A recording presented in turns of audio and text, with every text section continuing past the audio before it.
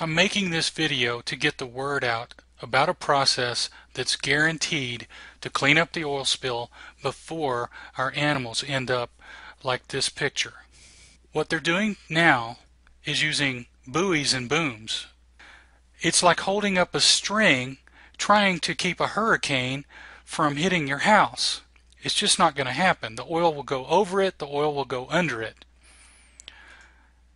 The same thing with dispersants. Folks, wake up. Dispersants are toxic. They're just as toxic as the oil that we're trying to hide. It's like putting paint thinner on a glob of wet paint. It just thins it out. It doesn't get rid of anything. We're allowing BP to just hide how big the problem is by turning it into a thin sheet. There's only one solution that can stop total disaster, and it's been proven several times on real oil spills to work. And I have physically talked to several of the companies that provide this particular solution, and they are sitting there saying they have warehouses full of product. It's microbes.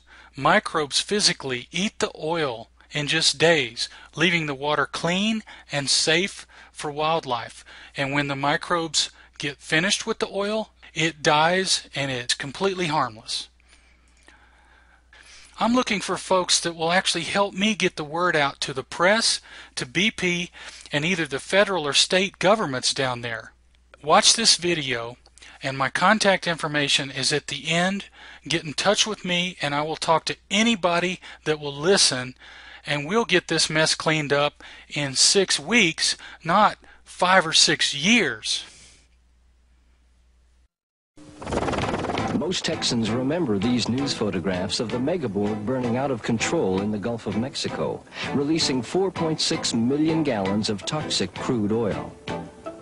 What you may not remember is a smaller story, the first open sea application of oil-eating microbes to help clean up the mess.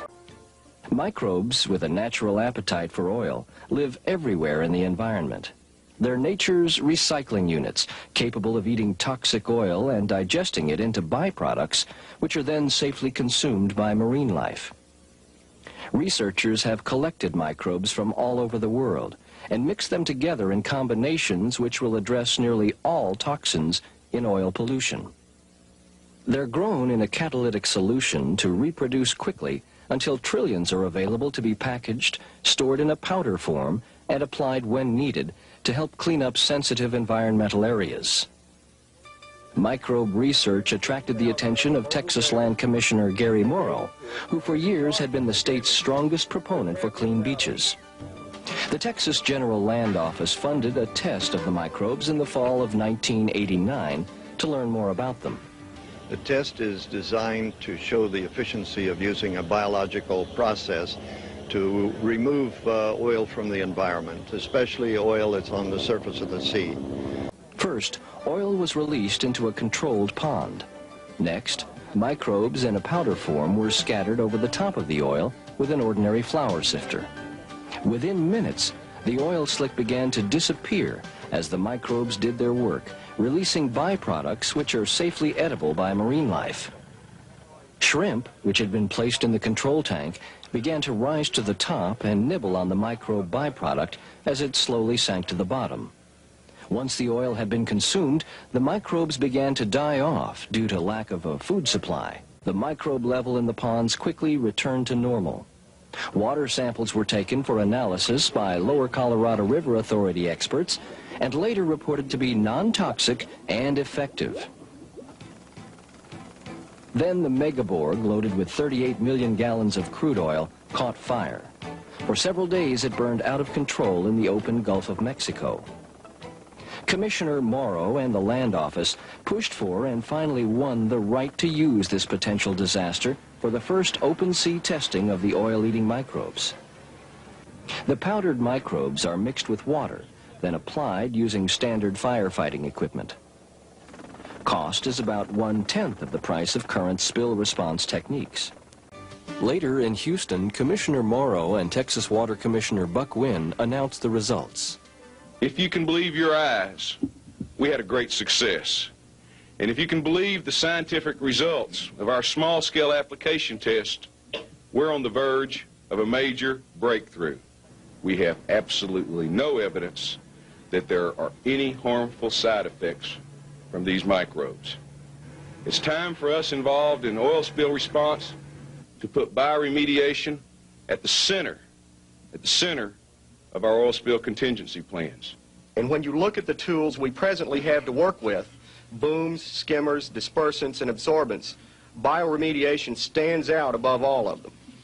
Because these naturally occurring microorganisms appear to degrade significant quantities of oil in a startlingly short period of time, and because we have yet to identify any harmful side effects from the products used, I am persuaded that this technology can be developed and used as a valuable weapon in our arsenal to deal with future oil spills. Little did the two officials know that in about 2 weeks they'd have to make good on their promise. A barge filled with heavy crude was struck by a ship and began leaking its contents into Galveston Bay. This time it was not the open beaches that were threatened, but the sensitive marshes and breeding grounds of many aquatic birds and other marine life. As oil flowed into the marshy areas, cleanup was begun, but workers quickly found standard skimmers, booms, and sorbent materials hardly worked at all. And just walking through the wetlands can harm the grasses almost as much as the toxic oil. Dispersants could not be used because they also were toxic to both wildlife and plants. Application of microbes was again authorized, this time in marked zones, so specific conclusions could be drawn about their effectiveness.